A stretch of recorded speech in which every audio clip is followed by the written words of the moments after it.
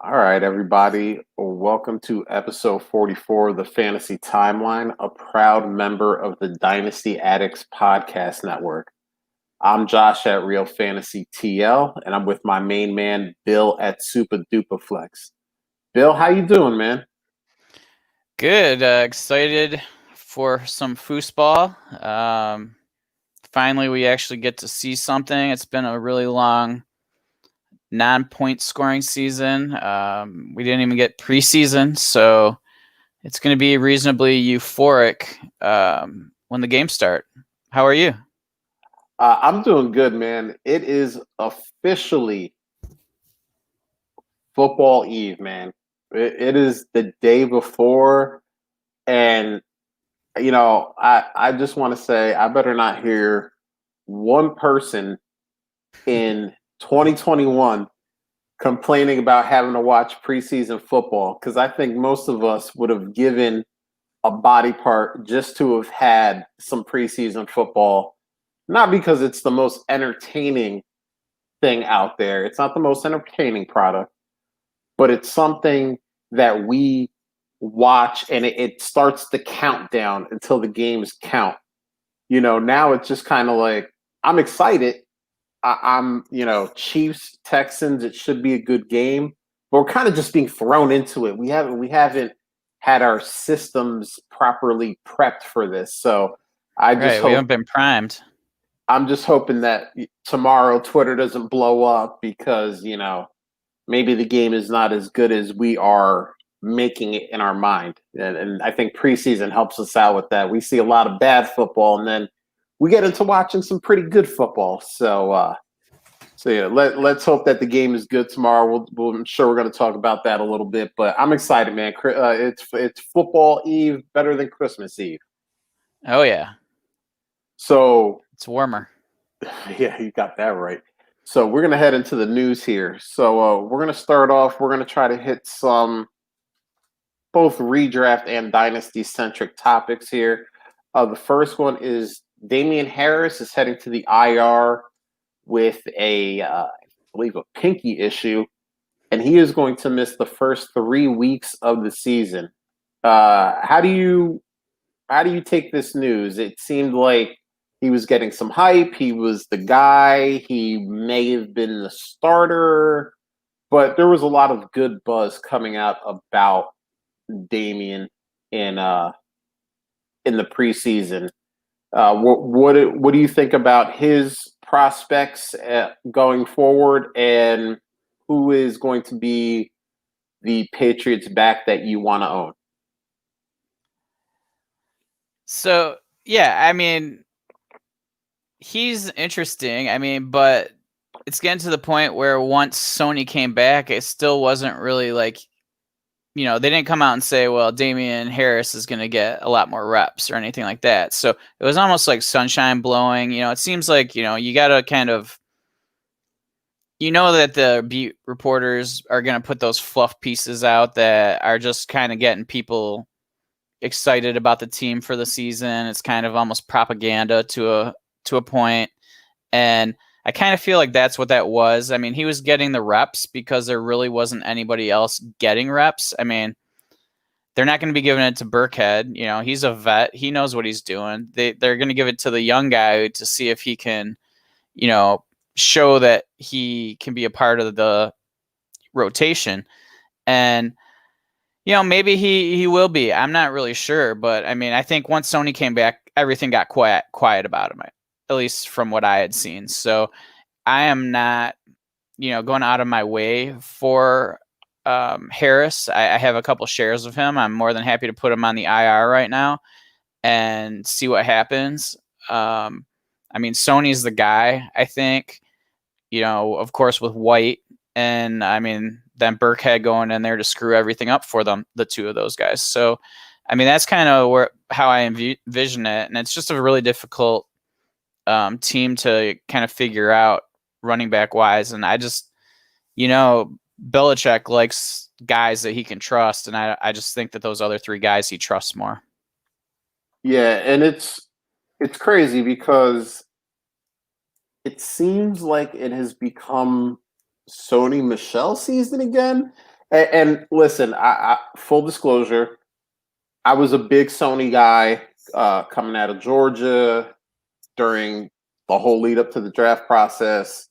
He gets taken in the first round by the Patriots, and I said, "Wow, for them to take a running back in the first round, they must really like him. They're really going to do what Bill Belichick always does: put him in a place where he's going to succeed." And I think he's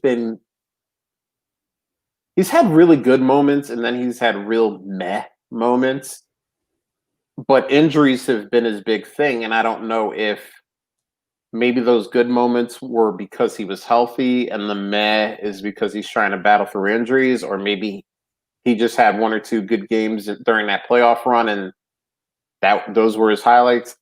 I don't know, but it gives your Sony stock a little life, and they play Miami week 1, so I mean, he could definitely go for, 100 and a touchdown. He could also be, 3 rushes for 18 yards. And, James White has 12 receptions for, 85 yards and a touchdown.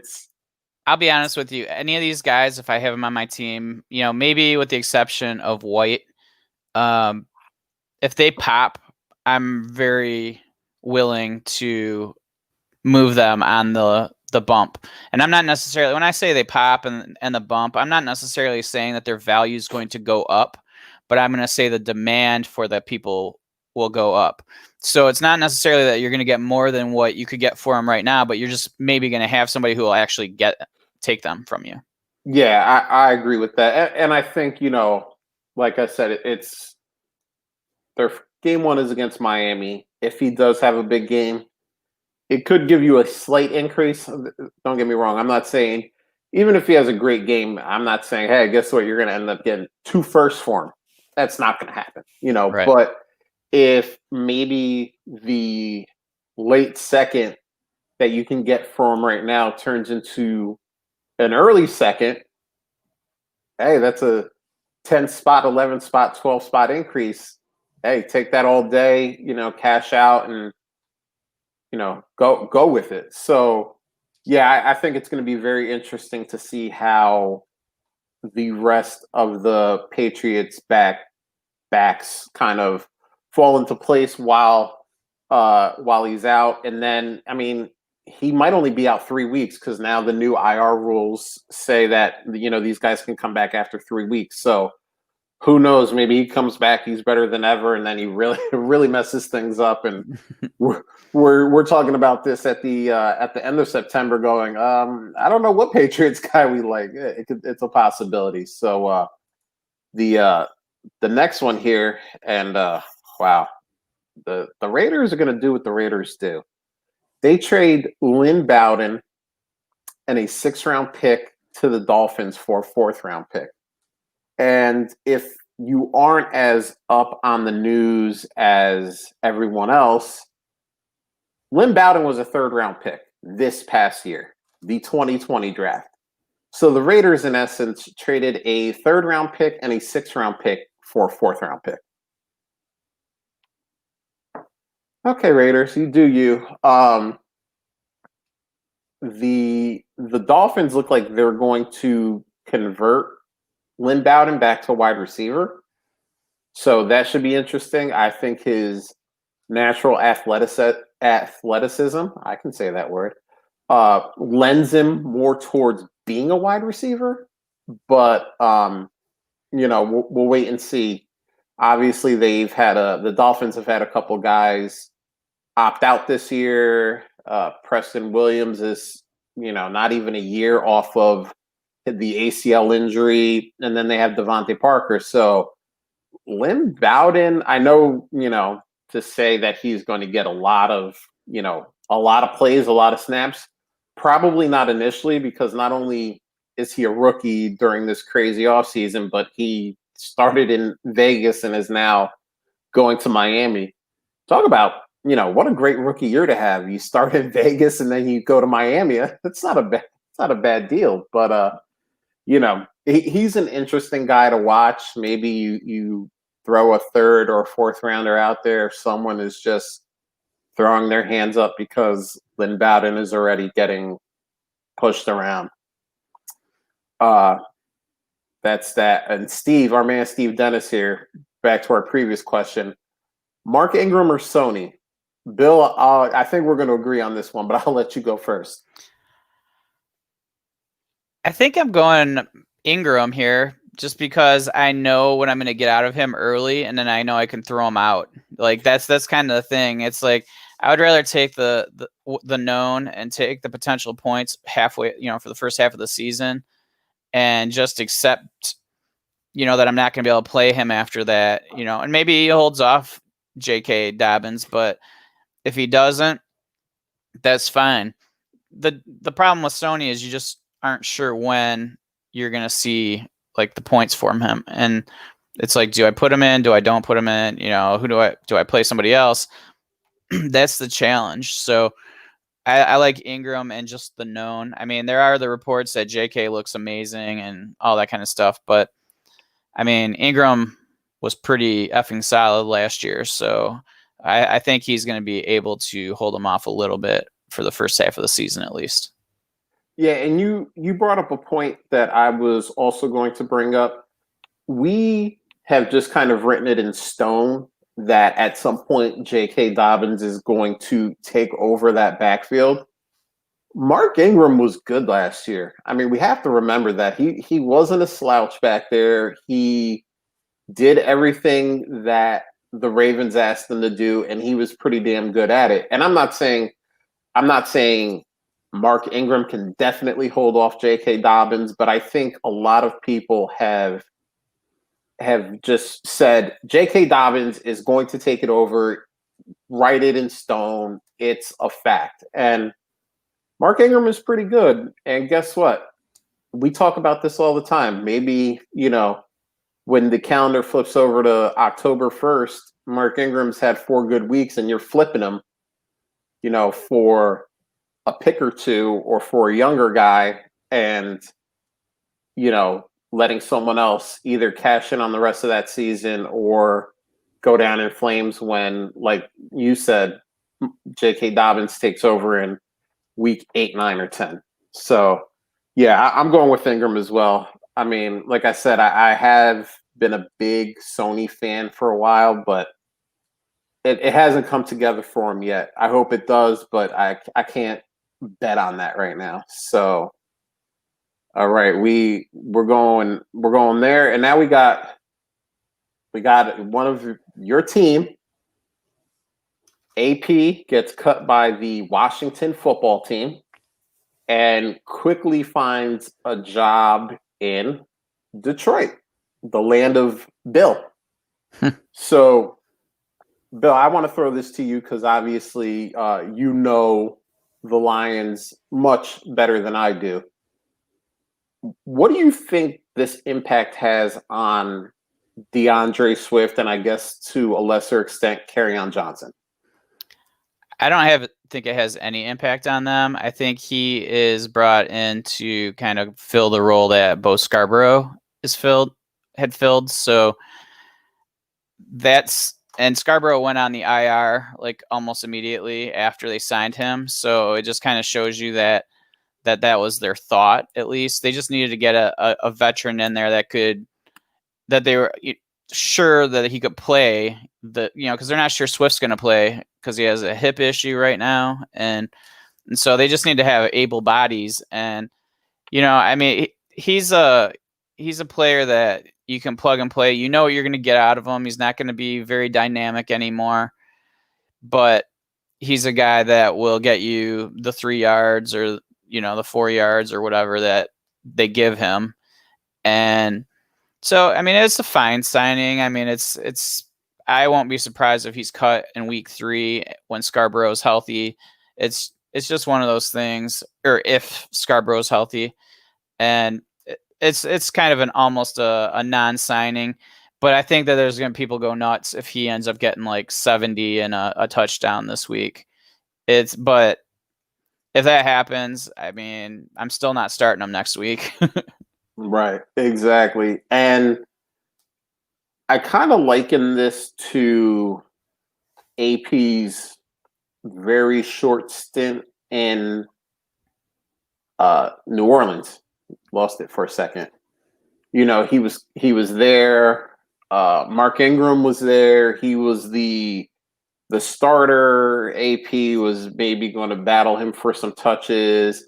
And they had this third round rookie that they weren't really sure about named Alvin Kamara. Well, in practice, Alvin Kamara proved himself very quickly, and AP was no longer necessary on that team. And I have a feeling that we're going to see a very similar circumstance in Detroit. Obviously, DeAndre Swift is where Detroit wants to move when it comes to the run game. So I think this is just, there's been some kind of weird injury with DeAndre Swift, and then Bo Scarborough goes on the IR.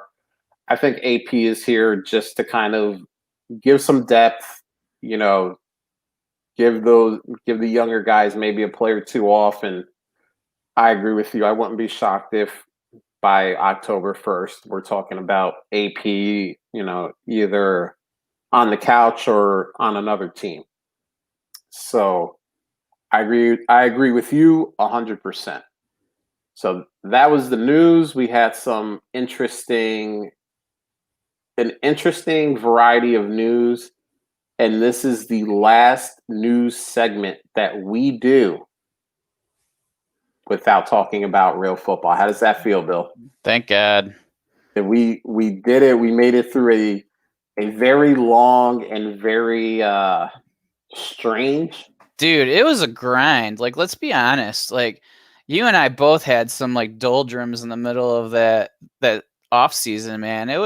I definitely did. I ran into a major funk starting in about June. I'm just like, damn, I have zero energy doing this. You know what I mean? It was like, you carried me for like a good month plus because I was just like, yeah, this is, what else do we talk about? Nothing else has changed. It's just, what is Twitter talking about right now? And, but it's still nothing, tangible. And man, it feels good to know that we're actually going to have games to talk about. I am so reinvigorated and happy that there's stuff we actually get to talk about.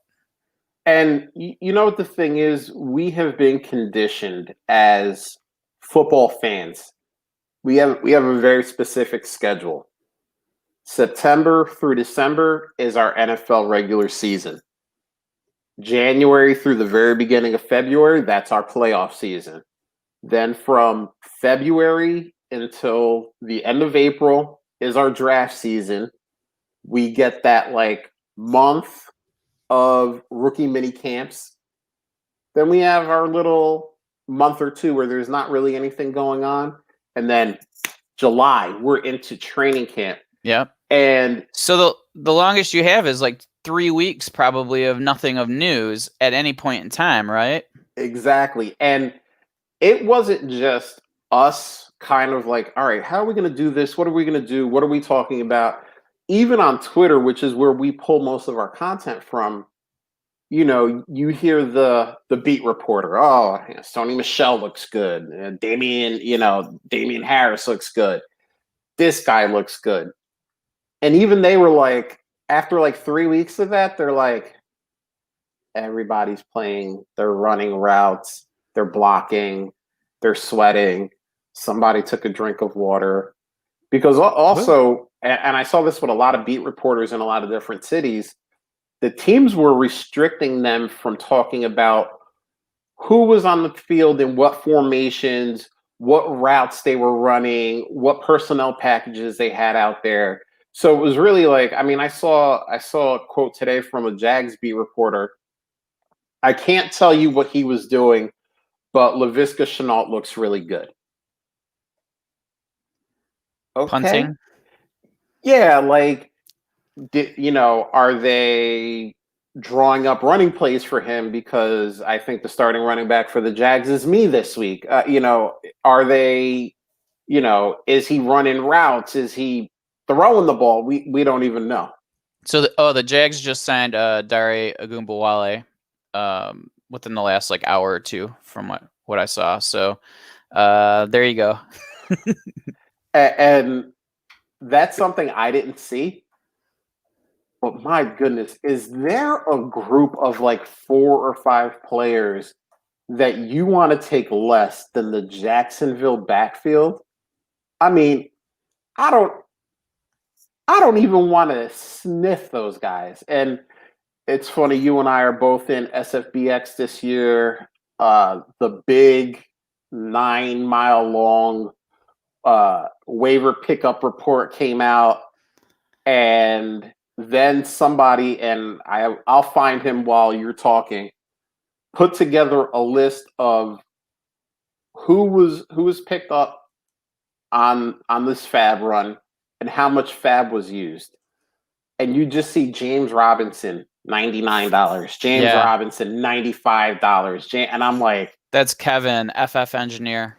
Yes. So at FF Engineer, follow him if you're not, because that dude's a great follow, and he's super smart. He put together a spreadsheet in like 20 minutes. Somebody was like, wow, I wish I could see all this. And he's like, give me 5 minutes. And then he put it up in a tweet, and I was just looking at it like Auden Tate went for $100. I'm like, what is going on here? Yeah, so actually his site's pretty good because he actually pulls a bunch of data from all these safe leagues as well. So if you join any safe leagues, he has a bunch of ADP from there, and he also has auction values for their auctions. So that is a resource that a lot of people don't or know is available to check out. So go to Kevin's Twitter page, and I'm sure he has a link in his profile at FF Engineer, and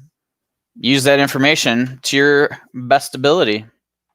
Yeah, and it was awesome. I looked at it, and I couldn't believe some of the money that was being dropped on the James Robinsons and the Vino Zigbos of the world. And I said, I mean, hey, if one of those guys pop, you don't care about that fab budget. But God, there is not I don't think there's a position group in the league I want less than the Jacksonville backfield. What's the total? What's our total fab? Is it 100? I think it's 100. Like, that's crazy.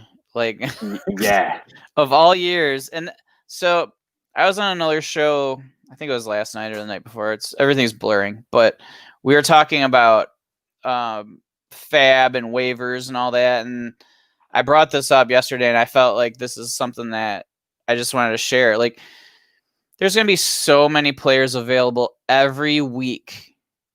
Like, so you don't need to go out and spend a ton of money at the start of the season.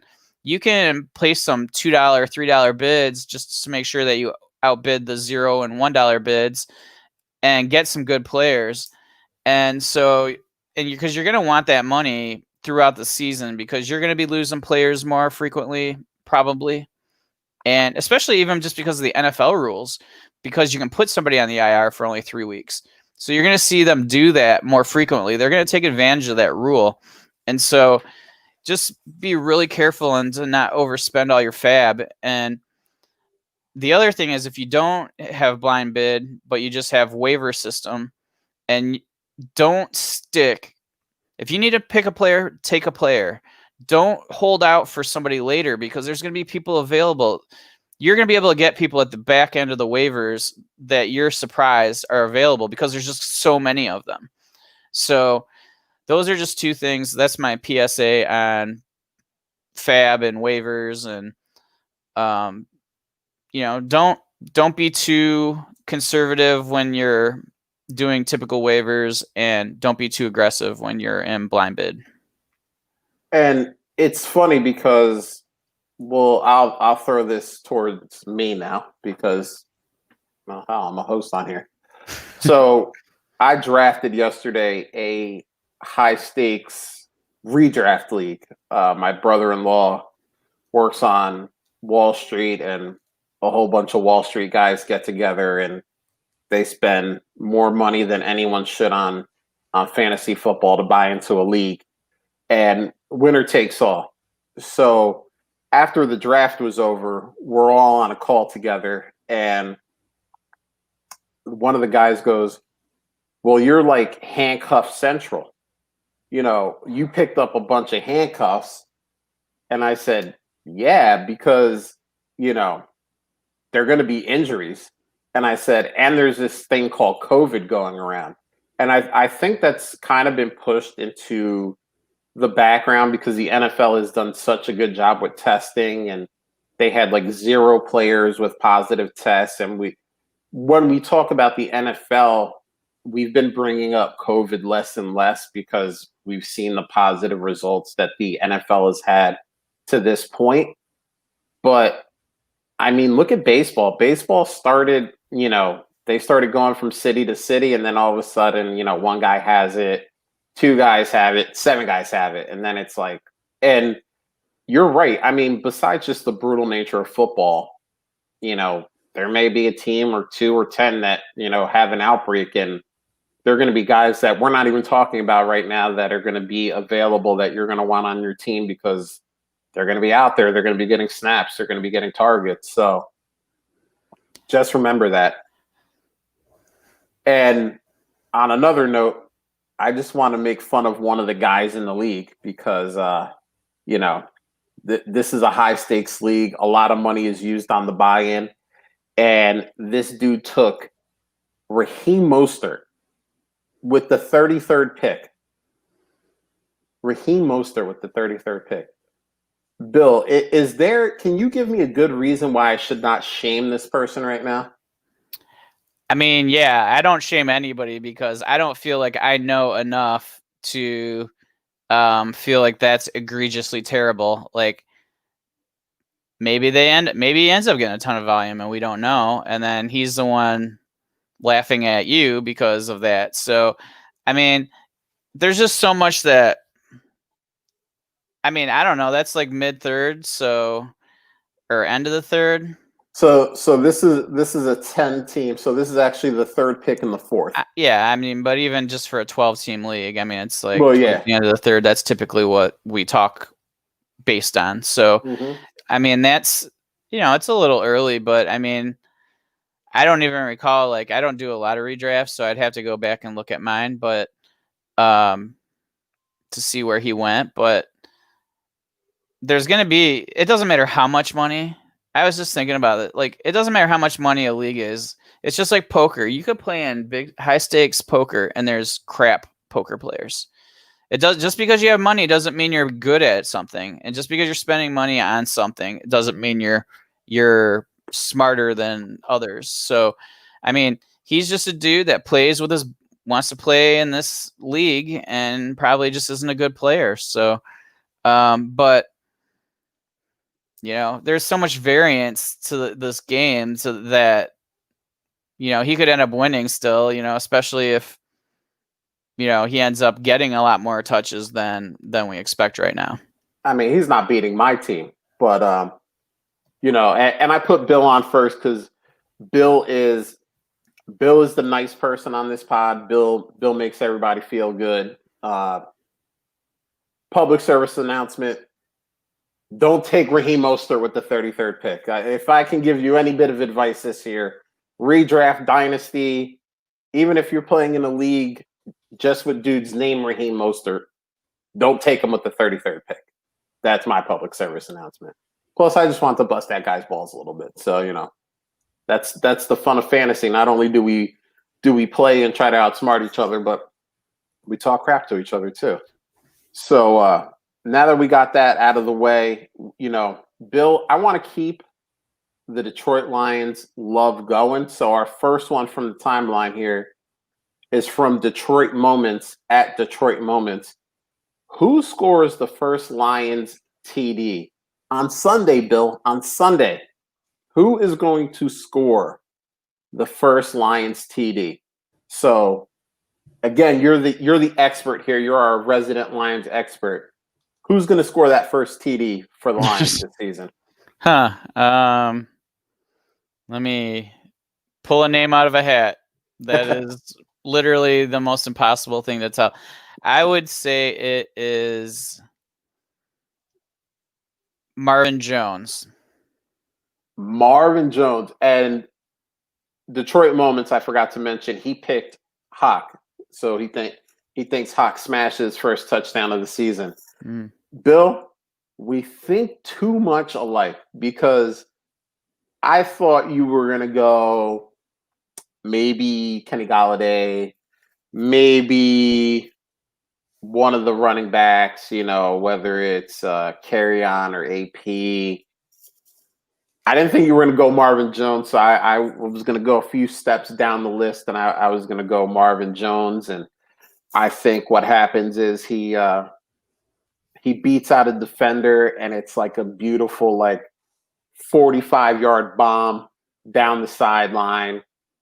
He's running. He's just graceful as Marvin Jones always is into the end zone. Bill is cheering.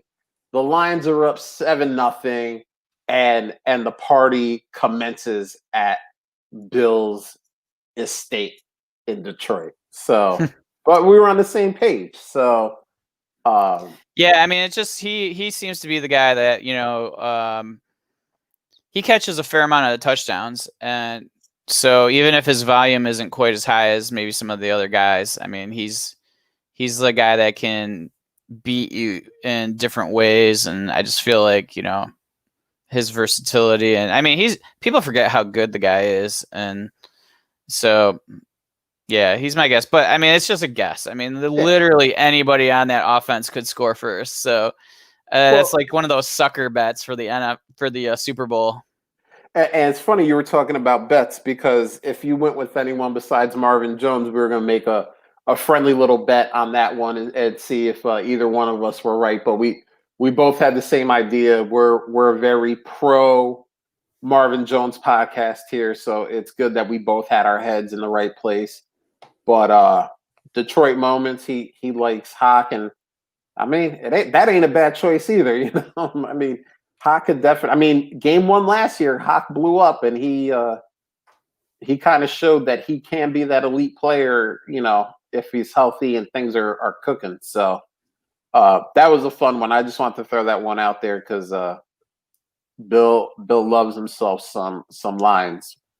So this next one is actually a tweet that we got in the FTC, the Fantasy Timeline chat. And remember, if you're a listener to the show, then we want you in the chat. DM one of us. I'm at Real Fantasy TL. Bill is at Super Duper Flex. Or hit us on the show handle at Fantasy Timeline and just say, "Hey man, I want in that." Trust me, you won't regret it. That thing is hopping. I usually wake up in the morning.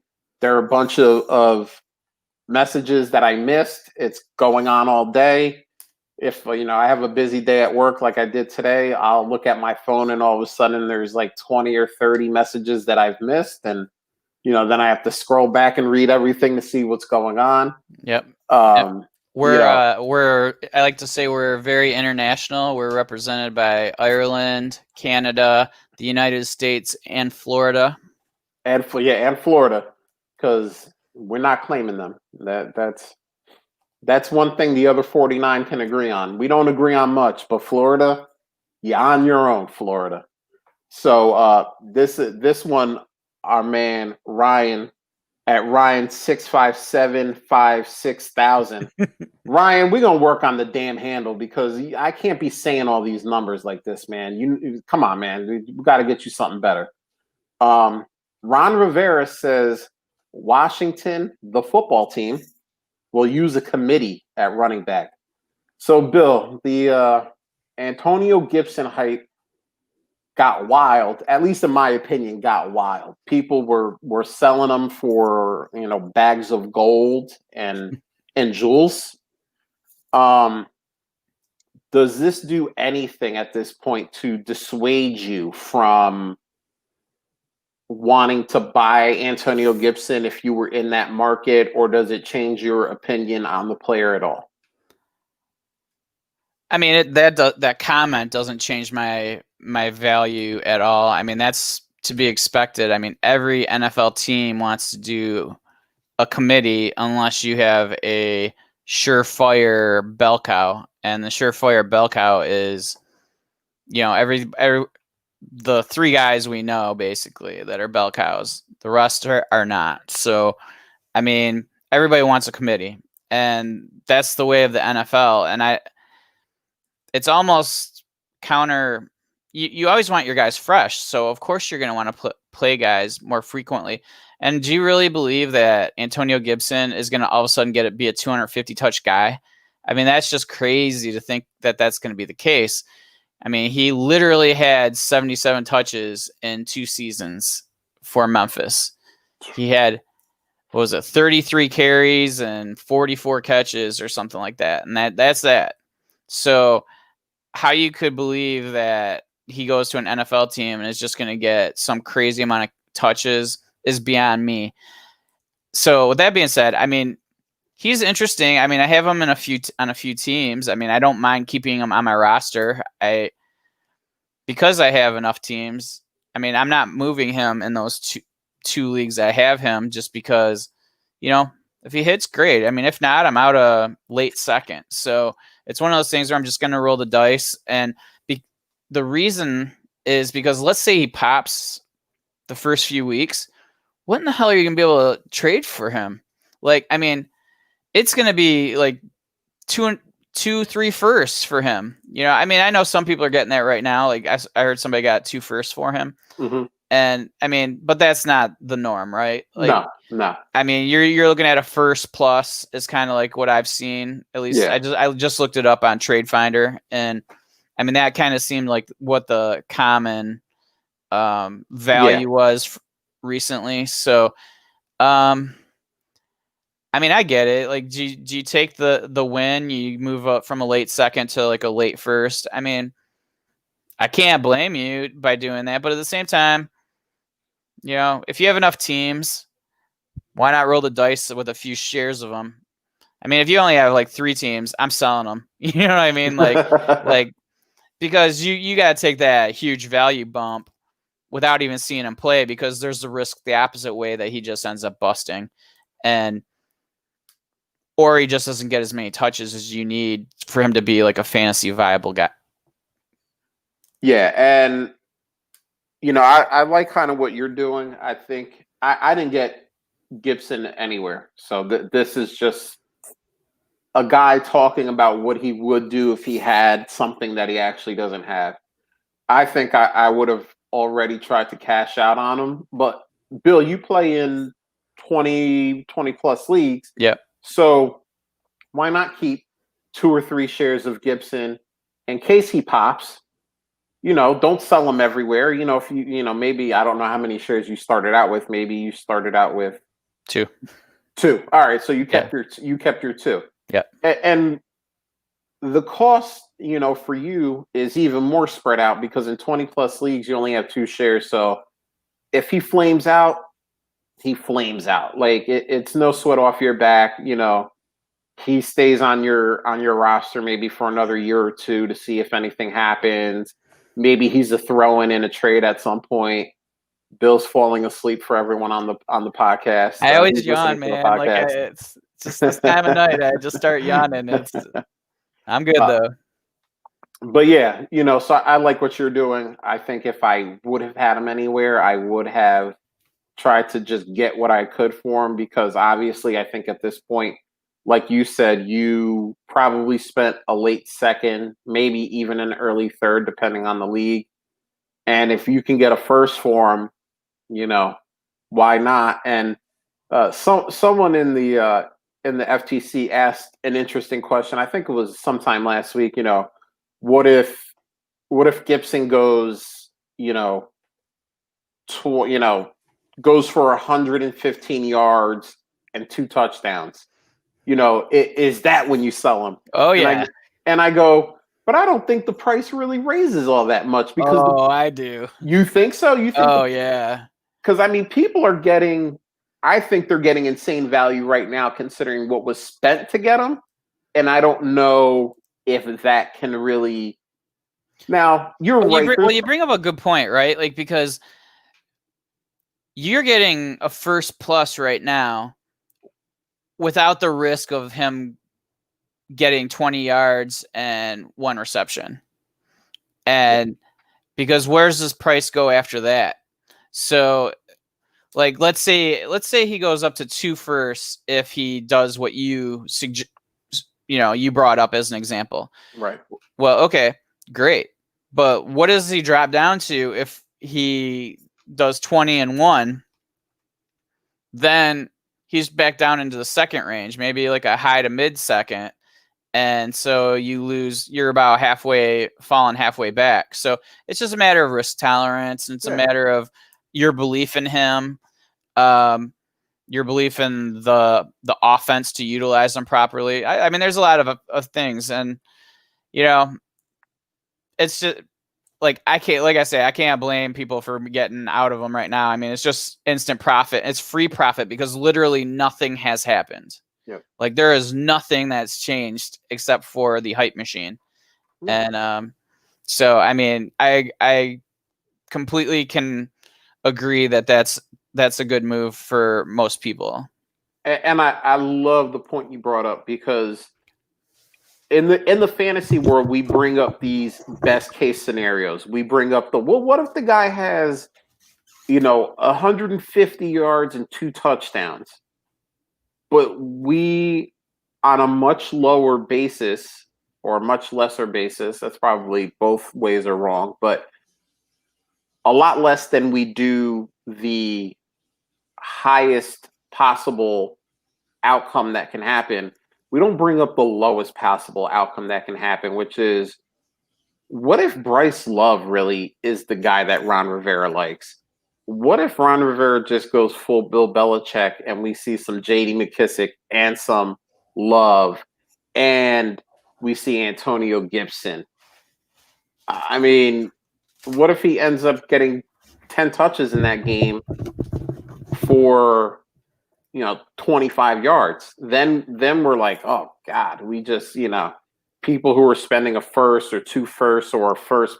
I think I saw a trade where Gibson went for Swift plus a first. Like, those guys are going to be jumping off a bridge because they bought into the hype instead of looking at what it is. So, Steve here, he says it's the Eagles. I lean towards the best possible. I mean, they are good up front. I mean, they got nobody on the back end to cover, but they are good up front. So, and I think Ron Rivera is going to be really good for that team as a whole, kind of getting them ready and turning them into a real NFL franchise as opposed to what they've been the past decade and a half. But that's not going to happen this year. It's not. He's not going to magically turn that team from the laughing stock that they've become into a world-class organization. That's something that usually takes 2, 3, 4 years. So we'll see. I mean, Antonio Gibson, I never bought into the hype. Bill, I don't think you really did either. And we're going to see what happens. It's a committee right now. We don't know what committee means either. We look at committee and we're thinking, oh man, we're going to see Peyton Barber, we're going to see J.D. McKissic, we're going to see Love, we're going to see Gibson, and they're all going to have like 10 touches apiece. But I mean, it's probably more realistic that there is, a guy that gets 35 to 40% of those running back touches, and then another guy gets 20, and another guy gets 15, and another guy gets, 20. Is probably more what it's going to look like. So there is going to be someone that ends up with more touches. We just, at this point, don't know who that guy is going to be. So it'll be interesting to watch. I do live in the Philadelphia market, so I will be watching that game. So I'll have a firsthand account, and maybe I come back next week and I go, man, Antonio Gibson's really good. I was completely wrong about him. I just saw him torch the Eagles, but that's for Sunday, Bill. Right around the corner. I'll keep saying it because I'm so happy about it.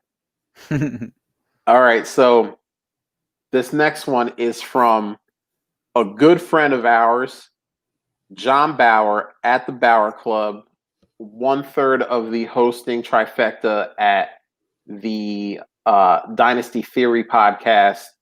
That's another one. If you're not listening to that, man, after this, go on the Apple podcast, find them, Dynasty Theory, subscribe, listen. You won't regret it. But this is from JB here. So he made a trade. It's a 12-team Superflex PPR dynasty. So on one side we have Cam, Todd Gurley, and Leonard Fournette, and on the other side we have Dak and Duke Johnson. So Bill, we're gonna start off with you. If this trade is being presented to you, which side do you want? Yeah, I usually play where I don't want guys to die on my roster, and so it's a pretty easy one for me, but it's a pretty interesting trade because like Cam is kind of that unknown. Like it's just a matter of do you believe in him or not? And so that's an interesting one. I don't believe that Gurley is going to be much beyond this season. I don't believe that Fournette necessarily will be either. I mean, they're always going to be in committees. Like they're not going to be what they were where they were getting 250 plus carries each year. And so they just become just another guy, maybe a little bit better than that. But so it comes down to Cam, and I haven't seen good Cam in 4 years, so it's hard for me to make that trade. I mean, Dak is the obviously best player in the trade, but he's interesting too because we still don't know what the hell's going on with the contract. So, like, there is the possibility that Dak's only in this situation for another year or two, and then he moves on and plays for Washington. So, yeah, I know I said that for you, but like, and then how do you feel about it, right? Like, so it's just one of those things where it's like there's risk everywhere, but I feel like the least amount of risk is Dak, and I feel like the best position to succeed this year is Dak. So, I mean, there you have it. I mean, but you are giving up 3 potential starters, so it kind of depends on depth. It depends on where your team is and all that kind of stuff. But just the way I build my teams, I always want to get ahead of the curve of to where these guys become valueless. I mean, I got stuck with not Antonio Freeman, Devontae Freeman on one of my rosters, and I'm just like disgusted with myself that I wasn't able to make a move last year while he still had at least some value. And so, yeah, that's that. And I mean, but value-wise, I mean, if you plug those 3 values together, I'm sure they outweigh Dak. I mean, it is a 12-team super flex. So, I mean, quarterbacks they're valuable, but they're not necessarily like difficult to obtain.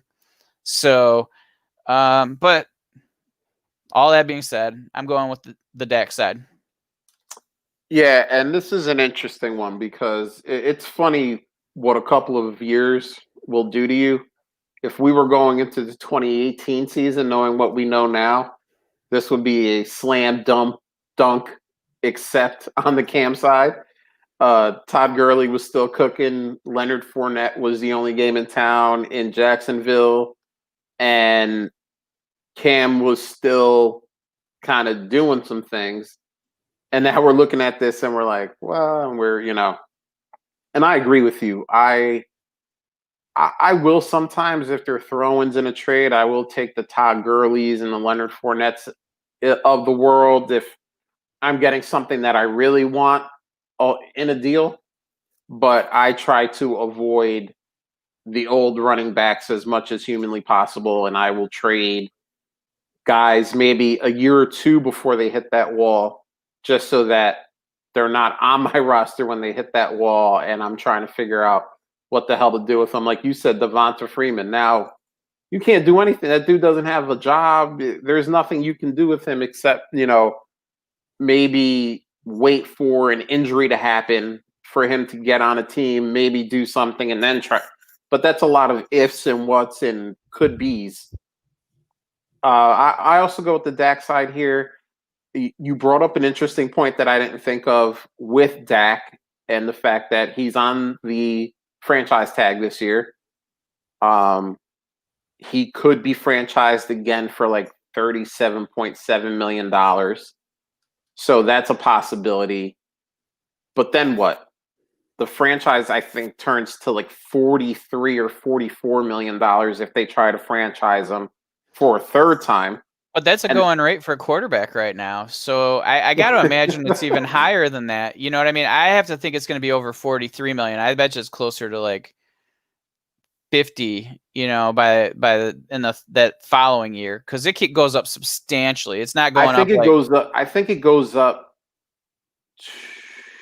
200% or something crazy like that. Like, I forget what the percentages are, but yeah, the third year makes it practically impossible to franchise them again.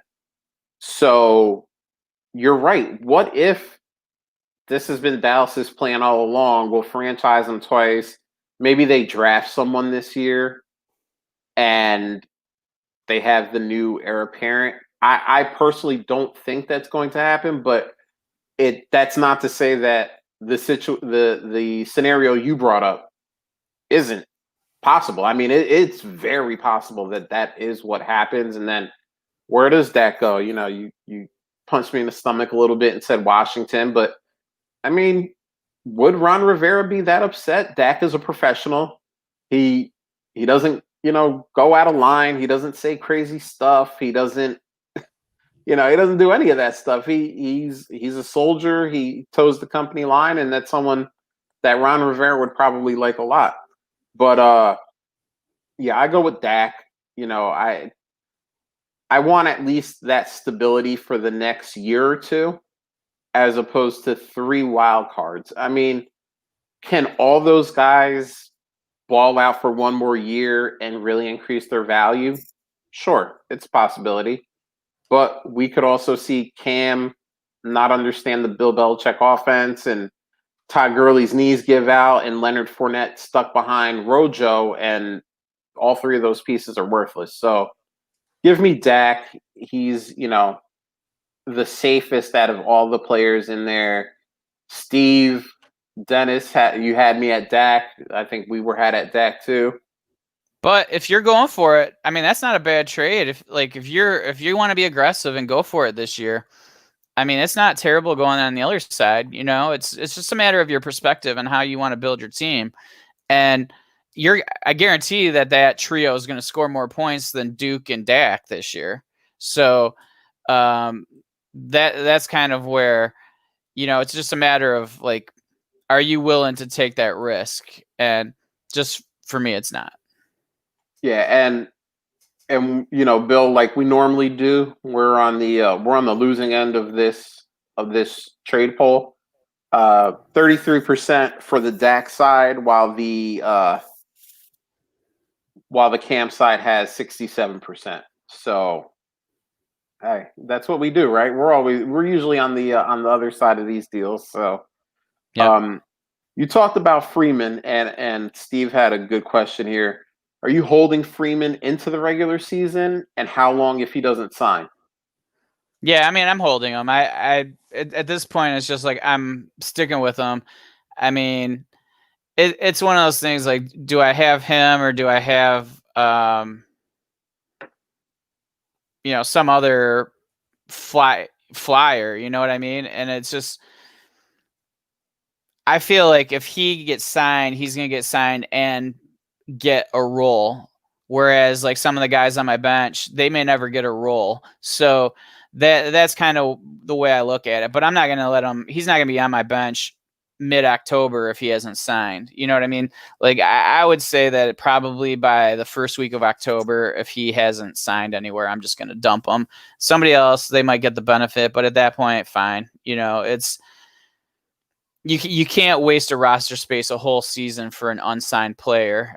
And Kareem Hunt, or was it last year or the year before? I mean, that was a different story because you knew he was capable. It was just because he's a bonehead that he wasn't playing, and he was suspended, and you had a distinct week that he was coming back. And so, like, I can see somebody keeping somebody like him on the roster. But Freeman, you don't even know if he's ever going to get signed. So depending, if you have a really deep roster, maybe you can keep him longer. But if you have like 20 or 22 or something like that, there's no way he's on my roster. And he may not be on my roster right now if I was that shallow of a league. So roster size is really important in answering that question, Steve. So probably my cutoff is like 25. If it's 25 or more, I probably keep him for 3 to 4 weeks. So Steve has a quick follow-up, and you can just give me a yes or no here. So he's stuck in two places. One's a best ball, and he wants to drop him for Adam Humphries. Are you doing that in a best ball? I mean, I don't think Humphries is a best ball receiver, but at least you're getting points, and he has the opportunity. So yeah, I probably am. Like, I'm not holding on to him in best ball. Yeah, and I'm with you. I mean, get a guy who's on a roster. I mean, do we expect Adam Humphries points to ever account for anything in one of your weeks? Probably not, but there's at least a chance. He's out there, he's running plays. Maybe maybe somebody slips and he goes for an 80-yard touchdown and you are using those points 1 week. I mean, I saw it last year talking about watching the Eagles and the Washington football team play. That happened with Vernon Davis. I think it was a DB slipped, and Vernon Davis just took it to the house like 65 yards. Probably nothing you ever thought would happen, but if you had Vernon Davis on your best ball roster that week, you may have been able to partake in some of those points. So yeah, I would do the same thing. I would drop him. We got one more here, Bill, and we did a lot of talking about this guy, but let's do it a little bit more since he's been pretty popular. This is from Fantasy Football Clinic at Clinic Fantasy. Given the news that Montgomery has bounced back from his injury like it never happened, who are you starting week 1, full PPR? And by the way, it is so nice to start going through sit-start questions. like man, we're here. Like we actually have to make decisions and put people in lineups and rosters. And yeah.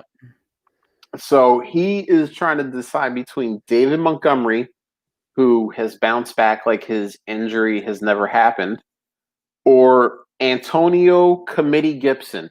So if this is your roster, this is your team, this is a full point PPR league, are you going with David Montgomery or Antonio Gibson? I would say if I had 100 rosters and I had both of these players on them, I would start David Montgomery 95 of them. Oh, wow. That is not where I thought you were going with that. Yeah. So I'm with you. According to, I think it was a beat reporter in Chicago, Tariq Cohen, I believe, said David Montgomery looks great. Looks like like he was never injured. But, yeah, I kind of trust it a little bit more from players when players say it, but still, I do. I trust it more from a player, no question. But even sometimes players, get a little hyperbolic as well. So sure, we'll see what happens. Game 1, we'll see it quickly. But yeah, I'm taking Montgomery as well. I mean, we just need to see it from Gibson before we can really start deciding on, is he good? Is he bad? Is he part of a committee? Is he the lead dog? There's a lot that has to be seen and settled before we can make a clear decision on what Gibson is. And that's not a situation you want to be in week one when you're trying to get your fantasy season off to a good start.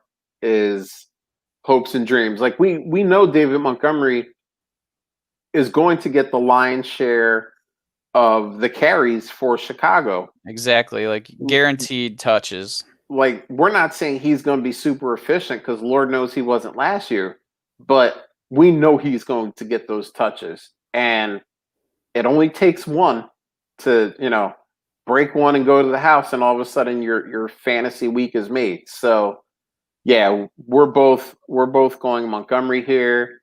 The people on Twitter, which is actually funny, this is another 67% to 33% poll. So, Twitter being consistent this week.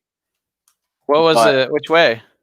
For Montgomery, we were actually Okay. in the positive this time. Hey. Which is funny considering how much Twitter has loved Antonio Gibson. Yeah. I did not expect it to be that lopsided. Maybe Montgomery with a win, but maybe it's more like 55-45, but that's that. So Bill, we have made it to the 1 hour mark. Yay. We did it, man. We were both excited. Football's tomorrow. You got the Chiefs. You got the Texans. It's going to be really interesting to watch the Texans because there's no DeAndre anymore, but they have Cooks. They have Will Fuller. They have Randall Cobb. They're interesting. Is David Johnson going to flash week one? Because we like to bag on David Johnson, but he usually starts the season well.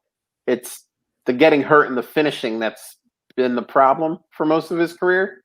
So, under the big lights, is he going to ball out? It's very interesting. That's going to be an interesting game to watch from the Texans side of the ball because we kind of don't know what's going to happen. We don't know what that offense is going to look like. So, I mean, I think we all believe in Deshaun and that Deshaun will do well, but we're going to see. But we got football tomorrow, man.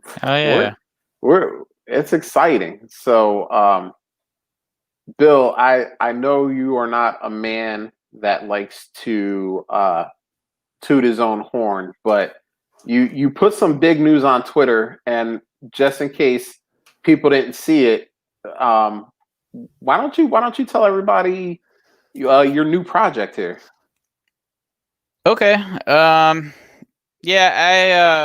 am now a member of the Superflex Super Show on DLF. So basically, I think they lost a couple people or at least one, and so they're just looking to refill the ranks. And so Shane Swager and I have joined forces with them. There's more going on that we're just not really announcing quite yet. That it's kind of a little bit of a bigger project than just us joining Superflex Super Show. We'll still have our podcast. Like Shane's still doing Super Flexible. I'll still be doing Super Flexperts. So that's about all I want to say right now. I just kind of want, we'll be announcing things in the next few weeks, I guess, and getting that sorted. So, but yeah, it's exciting. It's I remember listening to they were one of the first podcasts I really listened to. So it's kind of cool to be part of that. And, that's a good group of guys. We deal with Har all the time, so he's part of that. So like every project I'm in now is related to Har. And, so that's kind of cool. Hoag's always been a really good dude. And James, we had him on as a guest just recently. He's awesome. And Ethan, I work with Ethan doing the Rookie Digest. So, I mean, there's just a lot of, we all kind of have our history and working together and all that kind of stuff. So it'll be cool. It's a whole different ball game than this. this will always be the high school sweetheart kind of thing. So you're not going to get rid of me that easy by me just going over there and doing that project too. No, man, and I wanted you to shout out you being on the Superflex Super Show now. Thank you. It's a great podcast, and I'll be the one to say it because Bill never will. It just got that much better. I mean, Bill is an unheralded superstar in this space, and Shit. I think people are really starting to see that now, and I see Bill getting into more and more places. And dude, I'm happy for you every step of the way. I'm super excited that you are a part of that now, and thanks, brother. You just gonna keep moving on up. So now that we're here at the end, an hour and 5 minutes in, thank you to everyone who was with us today on YouTube, on Periscope.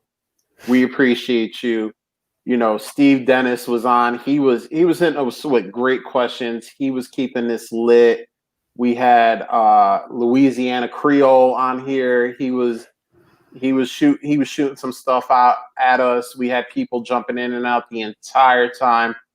And we always say it, and we'll continue to say it.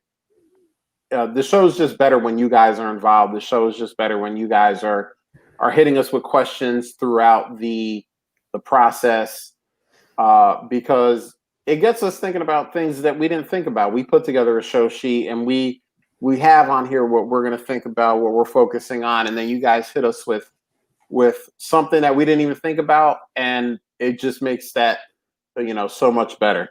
So we appreciate it. If you're watching us on YouTube and you haven't subscribed and hit the bell, do that. We appreciate it. It'll let you know when we're going live. Remember, if you don't know where we're at, it's the Dynasty Addicts Podcast Network. Search that on YouTube. So I just checked my redraft, and Mostert went 73rd. Right.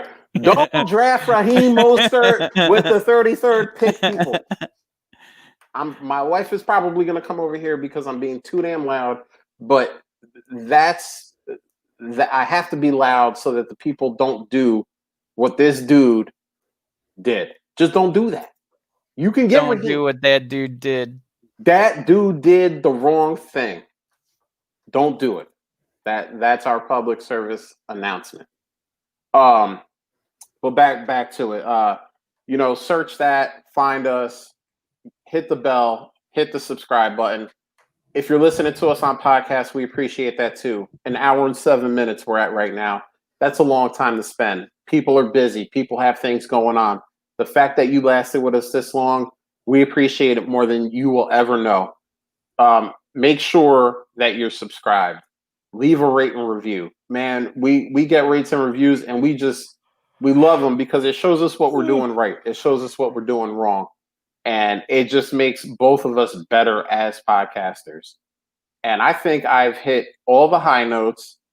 Bill, why don't we get out of here? Late.